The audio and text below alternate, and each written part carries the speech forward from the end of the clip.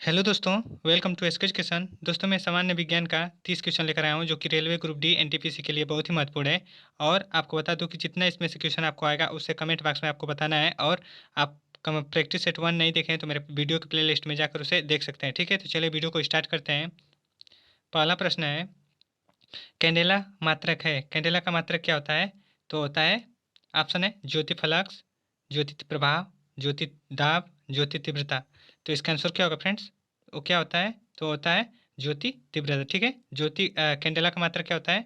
ज्योति तीव्रता। ठीक है, अगला प्रश्न है दूसरा, यंग प्रत्यास्था गुणांक का SI मात्रक क्या होता है? ठीक है, यंग प्रत्यास्था का गुणांक का SI मात्रक क्या होता है? तो ऑप्शन है डायन प्रति मीटर, न्यूटन प्रति मीटर, न्यूटन प्रति मीटर स्क्वायर, मीटर प्रति सेकेंड। तो इसका आंसर क्या होगा फ्रेंड्स? तो होगा न्यूटन प्रति मीटर स्क्वायर। ठीक है, न्यूटन प्रति मीटर स्क्वायर यंग प्रत्यास्था गुणांक का SI मात्रक होता है। ठीक है, अगला प्रश्न है तीसरा, निम्नलिखित युग्मों में से किन भौतिक राशियों के समान विमीय सूत्र नहीं है? विमीय सूत्र नहीं है। ऑप्शन है बल एवं दाब, कार्य एवं ऊर्जा, आवेश आवेश एवं संवेग, भार एवं बल। तो क्या होगा फ्रेंड्स?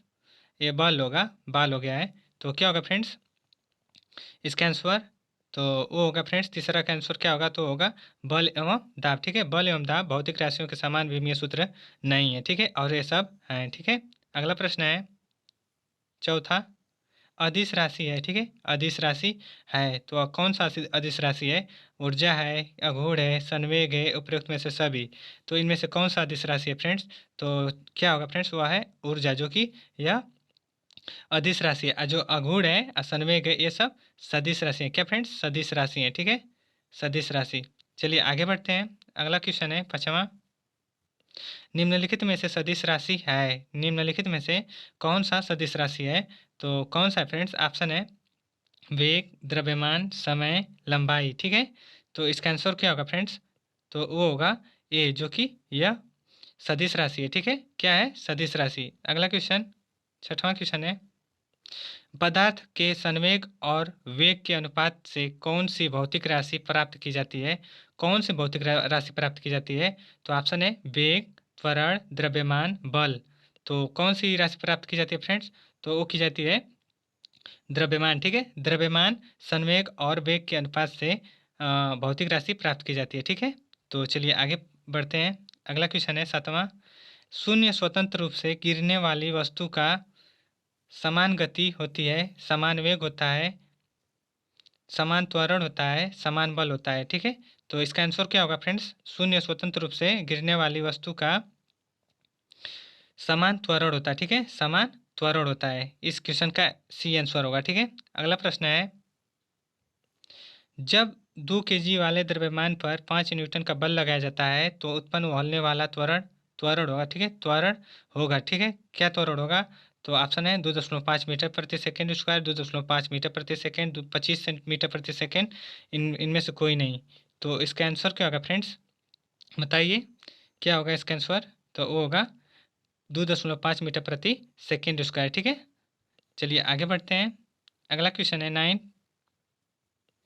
किसी भी स्थिर या गतिशील वस्तु की स्थिति और दिशा में तब तक कोई परिवर्तन नहीं होता जब तक उस पर कोई वाय बल सक्रिय ना हो। ठीक है, वाय बल सक्रिय ना हो, वाय बल सक्रिय ना हो। तो न्यूटन का कौन सा नियम है फ्रेंड्स?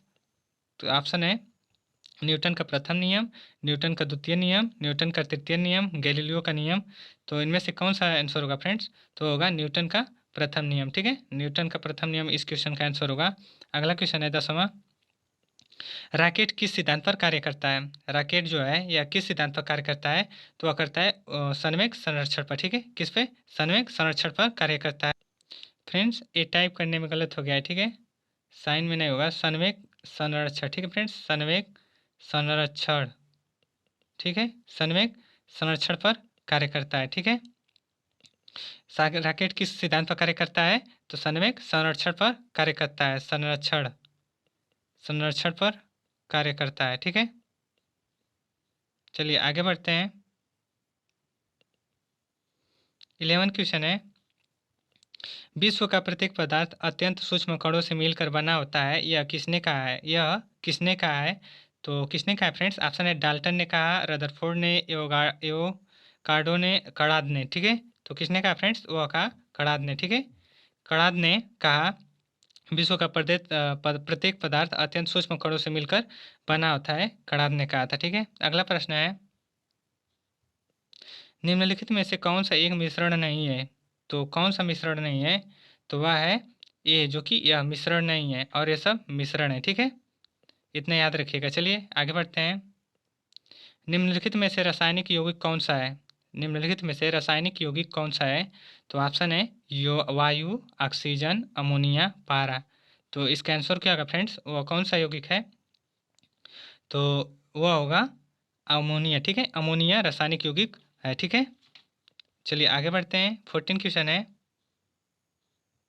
पदार्थ का परमाणविक सिद्धांत सर्वप्रथम किसने प्रस्तावित किया? परमाणुविक का सिद्धांत सर्वप्रथम किसने प्रस्तावित किया? तो किसने किया? ऑप्शन है जॉन डाल्टन ने, रदरफोर्ड ने, जे थॉमसन ने, नील्स बोर ने। तो किसने किया फ्रेंड्स? तो वह किए जॉन डाल्टन ने। किसने? जॉन डाल्टन ने किया। ठीक है, चलिए आगे बढ़ते हैं।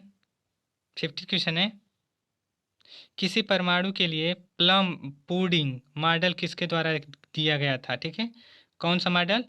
प्लम पुडिंग मॉडल किसके द्वारा दिया गया था? तो ऑप्शन है Antoine Lavoisier, J Thomson, Rutherford, Robert Boyle. ठीक है, तो किसने दिया फ्रेंड्स?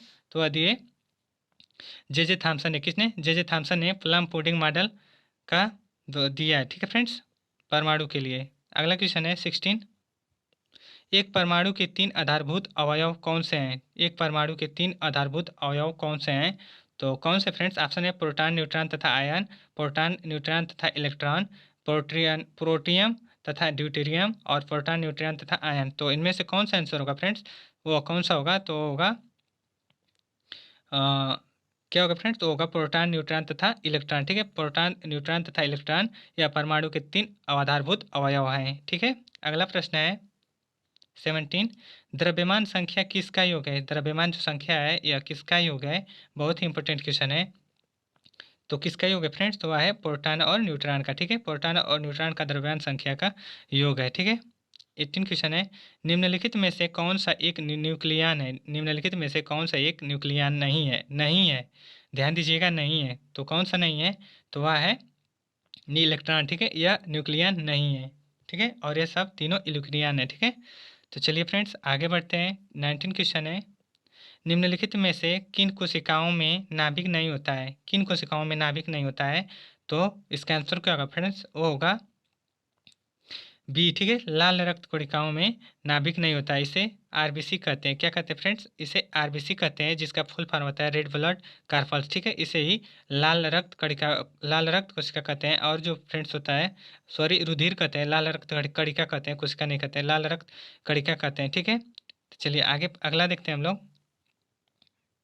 20 क्वेश्चन है, निम्नलिखित में से कोशिकाओं के आत्मघाती भाग कहे जाते हैं? किसे आत्मघाती कहे जाते हैं फ्रेंड्स? आत्महत्या की थैली किसे कहते हैं? तो वह कहते हैं लाइसोसोम को। किसे कहते हैं? लाइसोसोम को आत्मघाती आत्मघाती का थैली भी कहा जाता है। ठीक है, बहुत ही महत्वपूर्ण क्वेश्चन है, यह एग्जामों में कई बार पूछा जा चुका है। ठीक है, अच्छे से इसे याद कर लीजिएगा। ठीक है, अगला प्रश्न है 21, निम्नलिखित कोशिका अंगकों में से कौन सा एक अर्धपारगम्य है? अर्धपारगम्य है तो कौन सा है? ऑप्शन है कोशिका झिल्ली, प्लाज्मा झिल्ली, कोशिका भित्ति, केंद्रक। तो इसका आंसर क्या होगा फ्रेंड्स? तो वो होगा कोशिका झिल्ली। ठीक है, जो कोशिका झिल्ली है यह कोशिका अंगकों में से एक अर्ध पारगम्य है। ठीक है, अगला प्रश्न है 22, निम्नलिखित में से किसको कोशिका का पावर प्लांट भी कहा जाता है? ये भी बहुत महत्वपूर्ण क्वेश्चन है। कोशिका का पावर प्लांट भी कहा जाता है, तो वह कहा जाता है माइटोकॉन्ड्रिया को, जिसे पावर हाउस भी कहते हैं। ठीक है, माइटोकॉन्ड्रिया का पावर हाउस किसे कहते हैं? तो माइटोकॉन्ड्रिया को कहते हैं। ठीक है फ्रेंड्स, तो इस क्वेश्चन से इतना याद रखिएगा आप लोग, बहुत ही महत्वपूर्ण क्वेश्चन है। तो चलिए फ्रेंड्स आगे बढ़ते हैं हम लोग। 23 क्वेश्चन है, कोशिका का शक्ति स्रोत क्या है? ठीक है, तो कोशिका का शक्ति स्रोत होता है तो क्या होता है फ्रेंड्स? तो ऑप्शन है कोशिका भित्ति, माइटोकॉन्ड्रिया, राइबोसोम, न्यूक्लियस। ठीक है, तो इसका आंसर क्या होगा फ्रेंड्स 23 का? आप लोग बताइए क्या होगा? तो होगा माइटोकॉन्ड्रिया। क्या होगा फ्रेंड्स? माइटोकॉन्ड्रिया कोशिका का शक्ति स्रोत है। ठीक है, अगला प्रश्न है 24, मानव शरीर में मौजूद निम्नलिखित कोशिकाओं में से किसमें माइटोकॉन्ड्रिया नहीं पाया जाता है? ये भी इंपॉर्टेंट क्वेश्चन है, किसमें माइटोकॉन्ड्रिया नहीं पाया जाता है? तो किसमें नहीं पाया जाता है फ्रेंड्स? तो वह पाया जाता है इसमें लाल रक्त कोशिका में माइटोकॉन्ड्रिया नहीं पाया जाता है। किसमें नहीं पाया जाता है? लाल रक्त कोशिका में माइटोकॉन्ड्रिया नहीं पाया जाता है। अगला प्रश्न है 25, निम्नलिखित में से कोशिका का नियंत्रण केंद्र कौन सा है? नियंत्रण केंद्र कौन सा है? तो ऑप्शन है केंद्रक, प्लाज्मा, लाइसोसोम, क्रोमोसोम। तो इसका आंसर क्या होगा फ्रेंड्स? तो वो होगा केंद्रक। क्या होगा फ्रेंड्स? केंद्रक जो है यह कोशिका का नियंत्रक केंद्र होता है। ठीक है। अगला प्रश्न है 26। भारतीय कृषि को समझा जाता है, भारतीय कृषि को क्या समझाता है फ्रेंड्स? तो वह समझाता है जीविकोपार्जन का साधन। ठीक है, जीविकोपार्जन का साधन भारतीय कृषि को समझा जाता है। ठीक है।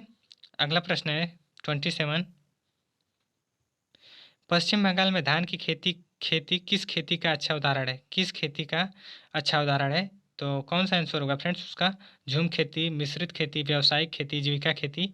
तो इसका आंसर क्या होगा 27 का, 27 का? तो होगा जीविका खेती। ठीक है, जो जीविका खेती है पश्चिम बंगाल में धान की खेती के लिए एक उदाहरण है। ठीक है, अच्छा उदाहरण है। अगला प्रश्न है फ्लोरीकल्चर के अंतर्गत किसका अध्ययन किया जाता है? बहुत ही इंपॉर्टेंट क्वेश्चन है। फ्लोरीकल्चर के अंदर किसका अध्ययन किया जाता है? तो किसका किया जाता है फ्रेंड्स? तो वह किया जाता है फूलों का अध्ययन। ठीक है, फूलों का अध्ययन किया जाता है। और जो फलों का अध्ययन है फ्रेंड्स, फलों का अध्ययन किसमें किया जाता है? तो वह किया जाता है पोमोलॉजी। ठीक है फ्रेंड्स, जो पोमोलॉजी है इसमें फलों का अध्ययन किया जाता है। किसका? फलों का अध्ययन। जो सब्जियों है फ्रेंड्स, इसका अध्ययन किसमें किया जाता है? वो किया जाता है ओलेरी कल्चर। ठीक है, ओलेरी कल्चर सब्जियों का अध्ययन किया जाता है। ठीक है फ्रेंड्स, और कहीं भी कन्फ्यूजन हो तो आप कमेंट बॉक्स में पूछ सकते हैं। ठीक है फ्रेंड्स। अगला क्वेश्चन है लाल सिंधी क्या है? ठीक है, लाल सिंधी है जो यह किस की प्रजाति है? 29 का क्वेश्चन क्या फ्रेंड्स? तो वह है घोड़े की प्रजाति। जो लाल सिंधी है फ्रेंड्स यह घोड़े की प्रजाति है। अगला प्रश्न है नीली क्रांति किससे संबंधित है? जो नीली क्रांति है यह किससे संबंधित है? तो किससे संबंधित है फ्रेंड्स? तो वह है मत्स्य उत्पादन से। किससे? मत्स्य उत्पादन से संबंधित है। और जो खाद्यान्न उत्पादन है फ्रेंड्स यह हरित क्रांति से संबंधित है। किससे? हरित क्रांति से। और जो तेल उत्पादन है यह पीली क्रांति से। ठीक है फ्रेंड्स, जो तिलहन होता है तिलहन उत्पादन वह पीली क्रांति से संबंधित है। और जो टमाटर है यह लाल क्रांति से संबंधित है। ठीक है फ्रेंड्स। अगर फ्रेंड्स कहीं भी आपको कन्फ्यूजन हो तो कमेंट बॉक्स में मुझे पूछ सकते हैं। और वीडियो मेरा पसंद आए तो लाइक एंड सब्सक्राइब जरूर कर दीजिएगा। और आप चैनल पर नए हैं तो जरूर कर लीजिएगा। कोई भी वीडियो अपलोड करूँ तो सबसे पहले आपके आए। ठीक है फ्रेंड्स, और कन्फ्यूजन हो कोई क्वेश्चन तो आप पूछ सकते हैं। ठीक है, कमेंट बॉक्स में। चलिए, धन्यवाद।